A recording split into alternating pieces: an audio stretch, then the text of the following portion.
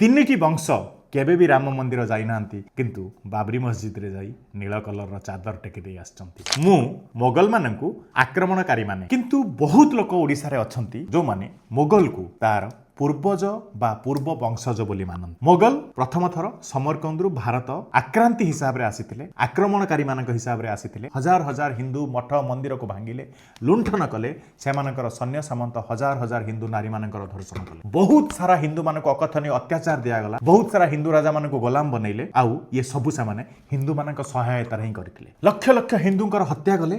ବାବର ଜିଜିଆ କର ମଧ୍ୟ ଲଗେଇଥିଲା। ଏ ଦେଶରେ ଏକ ଏମିତିକା ବହୁତ ବଡ଼ ରାଜନୈତିକ ପରିବାର ଅଛି ଯେ ବିଗତ କେତେ ଦଶନ୍ଧି ଧରି ଦେଶର ସର୍ବୋଚ୍ଚ ରାଜନୈତିକ ପୋଷ୍ଟରେ ରହି ମଧ୍ୟ କେବେ ବି ଶ୍ରୀରାମକୁ ତାଙ୍କର ଆରାଧ୍ୟ ମାନି ନାହାନ୍ତି, କେବେ ବି ରାମ ମନ୍ଦିର ଯାଇନାହାନ୍ତି।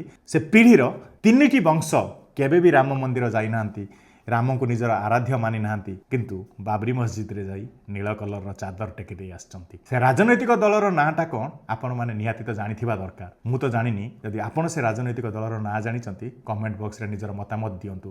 ନୂଆପଡ଼ାରେ ଇଲେକ୍ସନ୍ ଆସିଛି, ଆଉ ସେ ରାଜନୈତିକ ଦଳ ସବୁଠୁ ଆଗରେ ଠିଆ ହେଇ ଡିଣ୍ଡିମ ପିଟିଲାଣି ଯେ ଇଲେକ୍ସନ୍ରେ ଏଥର ତ ମୁଁ ଜିତିବି। ଆପଣମାନେ ଡିସାଇଡ଼୍ କରନ୍ତୁ, ତଳେ କୁହନ୍ତୁ ସେ ରାଜନୈତିକ ଦଳର ନାଁ କ'ଣ। ନମସ୍କାର, ଜୟ ଶ୍ରୀରାମ।